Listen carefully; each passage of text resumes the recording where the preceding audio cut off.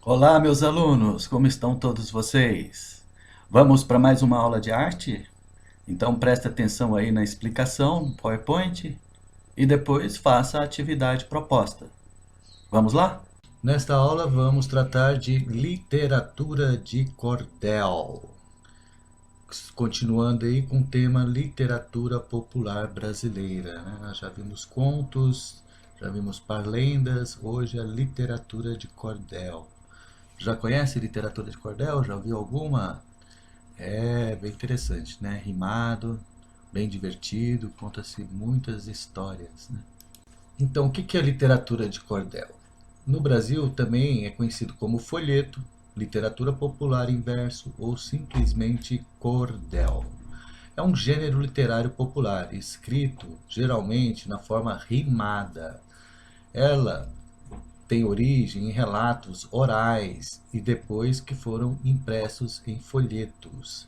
É muito antigo essa ideia de contar histórias pela oralidade usando a rima, né? Porque a rima facilita a gente decorar o texto. No século XVI, ou seja, 400 anos atrás, quando o Renascimento popularizou a impressão de relatos orais, porque foi quando eles inventaram a imprensa, foi o Gutenberg que inventou, e até hoje essa forma se mantém popular no Brasil, né? O pessoal aqui gosta muito, principalmente no Nordeste. Tem gente que nasce com o dom de fazer essa poesia, inclusive de improviso, que é chamado os repentistas, né? Torna-se uma forma de resistência para o folclore da região de onde surge, já que o gênero cordel trata dos costumes locais, fortalecendo as identidades regionais. Então, olha só, principalmente quem tem aí família que veio do Nordeste, pergunta teu pai, tua mãe, tua avó, se alguém já viu aí algum cordel, se conhece, né? Lá na escola tem, você já deve ter visto, né? A gente já trabalhou com cordel algumas vezes. Bom, como é que é feito um cordel? No geral, ele é escrito em métrica, com rimas. O que é a métrica? É a quantidade de sílabas que tem num verso. O que é o verso? É cada uma dessas linhas aqui é um verso. Quando junta vários versos, aqui no caso são 6 versos, chama-se estrofe. Então a gente vai ver aqui, ó, que ele é feito em métrica com rimas, isso aqui dá musicalidade aos versos, né? Quando a gente lê, parece que está quase cantando. As estrofes mais comuns são as de 10, 8 ou 6 versos. Essa aqui, como a gente viu, são de 6 versos. Também pode fazer com 8, 10, né? O pessoal gosta muito do número 6, então eles usam o número 6 tanto para os versos quanto para o número de sílabas, que é esse aqui, ó, a quantidade das sílabas. Você divide as sílabas até a última sílaba tônica do verso. Se a última sílaba não for tônica, você não conta na contagem da métrica das rimas, tá bom? Vamos então ver como que é feito um cordel. No geral, o cordel é escrito em métrica com rimas que fazem a musicalidade dos versos. As estrofes mais comuns são de 10, 8 ou 6 versos. Então aqui, ó, já tem algumas coisas para a gente ver o que é, né? Primeiro, o que é métrica? Métrica é a quantidade de sílabas que tem em um verso. No caso desse aqui, tem 6 sílabas. Ah, professor, mas tem mais uma ali, tem 7. Ó, mas ela está depois da sílaba tônica, que é a sílaba mais forte da palavra. Onde a gente fala mais forte, ó, garanto. Então é a sílaba tônica. No português, na língua portuguesa, a gente conta as sílabas até a última sílaba tônica do verso. Se ela tem mais uma sílaba que não é tônica, chamada atônica, não conta como verso, não conta dentro do verso, tá bom? Só até a última sílaba. Ela pode ser a palavra que for. E a outra coisa que aparece aqui é estrofe. O que são estrofes? Então, olha, esse aqui é um verso é cada uma dessas linhas, e uma estrofe é o conjunto de versos. Então, aqui tem 6 linhas, 6 versos, então uma estrofe de 6 versos, certo? Outra coisa que aparece aqui é rima. O que é uma rima, então? É a combinação das palavras, do som das palavras. Aqui a gente vai ler a historinha aqui, né, o verso, e vamos ver então como é que funciona a rima. Vou ler para vocês. Essa história, eu garanto, que há anos foi passada pelo acontecimento, foi a mesma intitulada: O Fazendeiro Mendigo e a Cabocla Encalhada. Veja, ele está usando aqui as rimas entrelaçadas. Veja, assada rima com intitulada. Veja, a última sílaba, a última vogal da palavra e a penúltima. Então, a última e a penúltima é que conta. Elas têm que ser iguais. Aqui é A e aqui também é A. Depois, intitulada. A última e a penúltima também é A. Depois, encalhada, a última e a penúltima também é A. Agora, esses versos aqui, garanto, ó, é A e O. Acontecimento é e O. Então, não rima. Entendeu? Não é uma rima. Pode ficar bonito, mas não é uma rima. Tá bom? Continuando aqui, os autores ou cordelistas recitam esses versos de forma melodiosa e cadenciada, acompanhados de viola, como também fazem leituras ou declamações muito empolgadas e animadas para conquistar os possíveis compradores. Então é assim, tá lá na barraquinha dele, com os cordéis expostos, e aí ele começa a recitar, empolgado, tentando animar as pessoas para as pessoas comprarem o cordel dele. Custa baratinho, custa R$ 10, mais ou menos. Por que que chama cordel?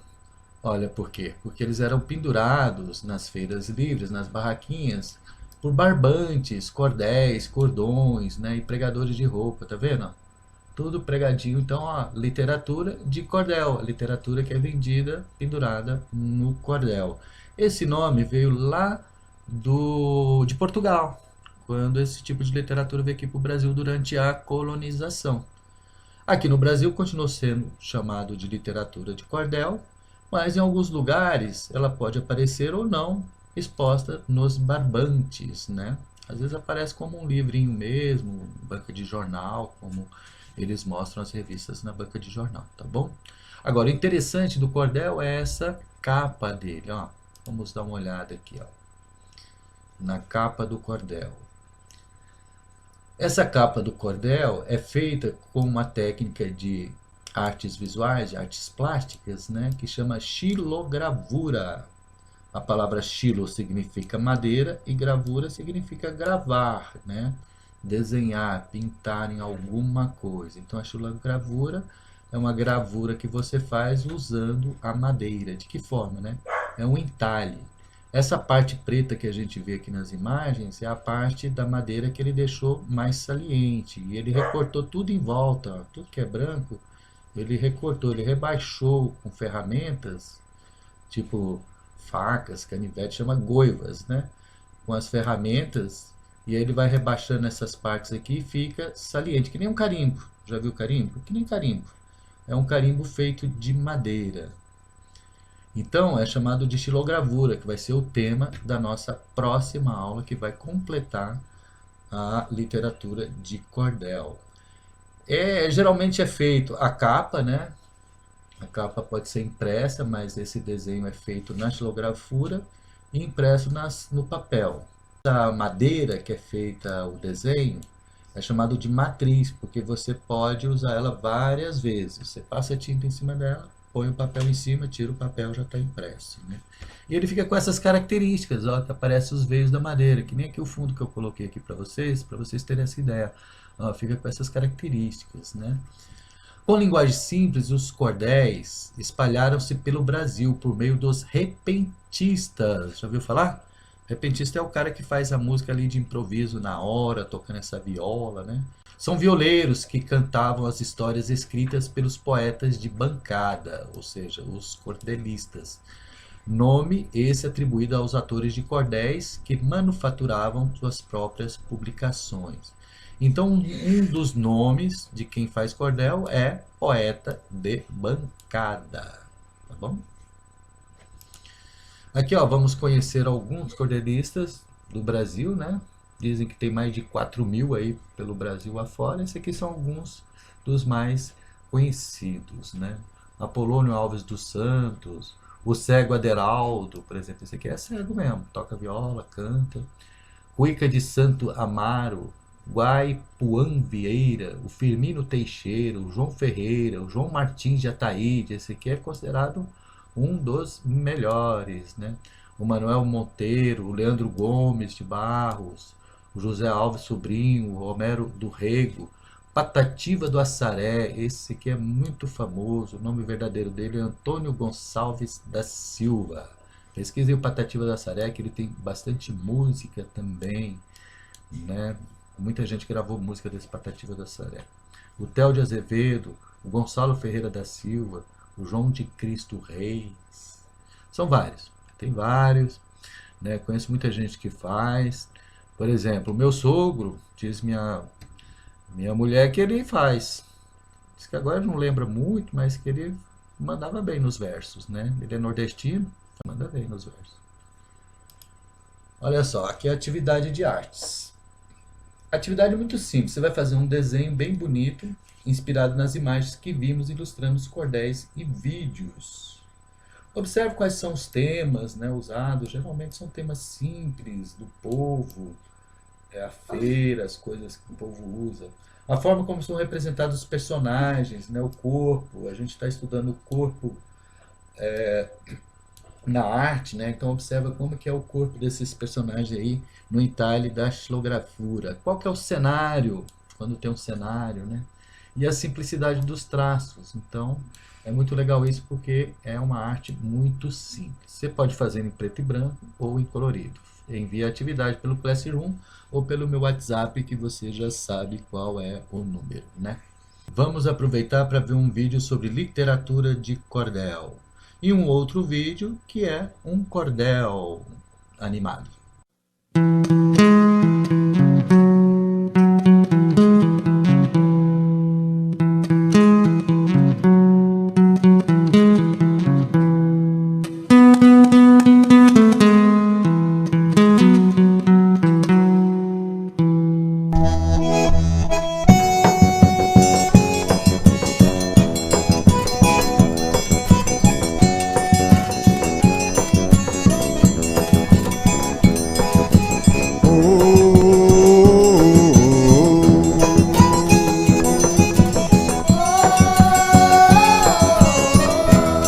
Literatura de cordel é poesia popular, é história contada em versos, em estrofes a rimar, escrita em papel comum, feita pra ler ou cantar.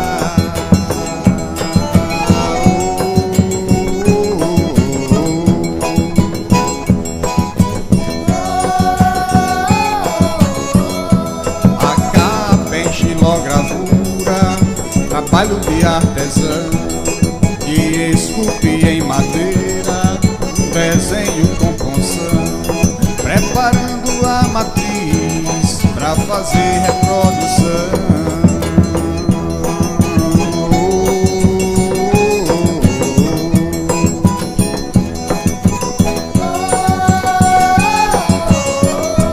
Mas pode ser um desenho, uma foto, uma pintura, cujo título bem à mostra resume a escritura.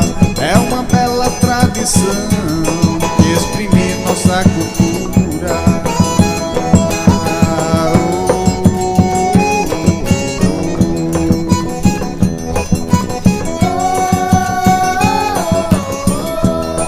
Os folhetos de cordel nas feiras eram vendidos, pendurados num cordão, falando do acontecido, de amor, luta e mistério, de fé e do desassistido.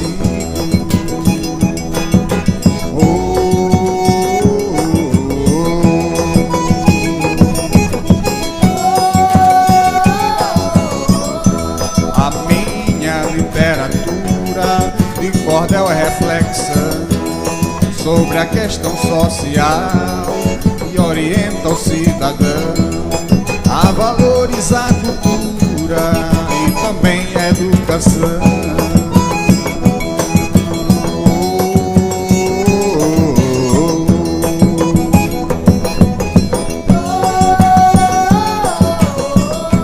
Mas trata de outros temas, a luta do bem contra o mal, a crença do nosso povo, o hilário coisa e tal, e você achar nas bancas por apenas R$1.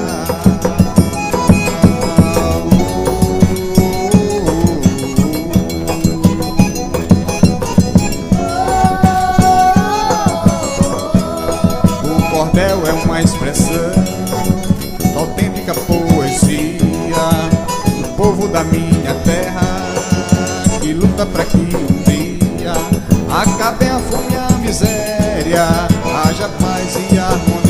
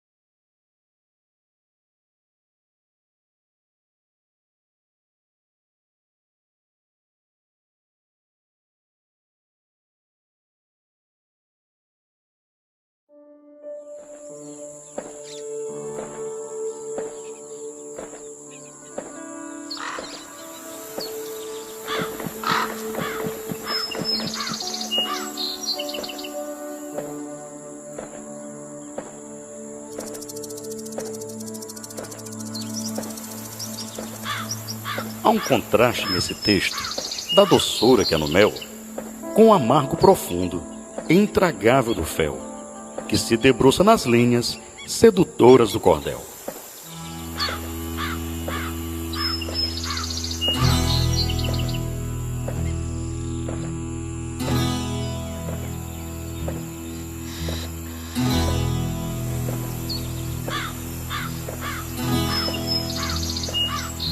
Um casal de retirantes, unido e apaixonado, caminham pela caatinga, tristonho e desenganado, temendo ser pela cobra e o carcará atacado.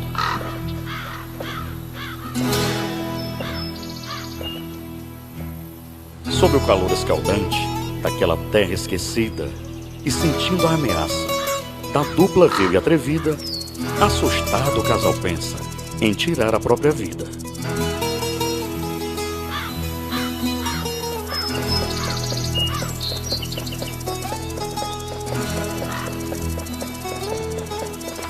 O carcará sorrateiro espera o momento exato, mas percebe que sozinho seu ataque é insensato e com a velha Cascavel decide fazer um trato.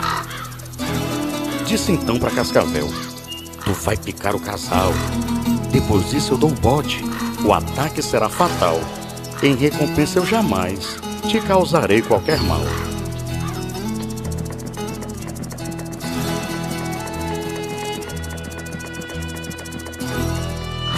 Quando o carcará e a cobra decidem enfim atacar, eis que surge a asa branca e consegue evitar, afugentando a tal dupla que resolve se ausentar.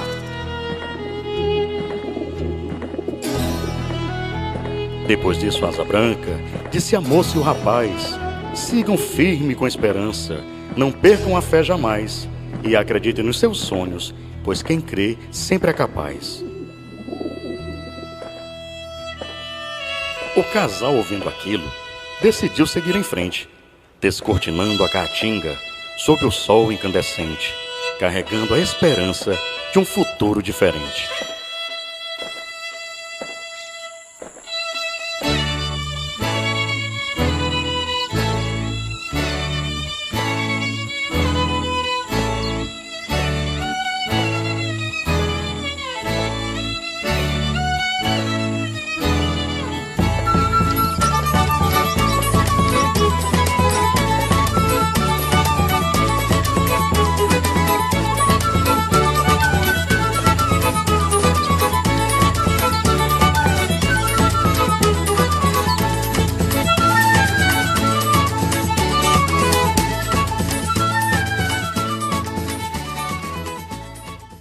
Então, pessoal, esse foi o conteúdo dessa semana. Espero que todos tenham aproveitado bastante. Façam a atividade, poste aí no Classroom. Um abraço a todos, se cuidem e até a próxima aula. Professor Will desligando.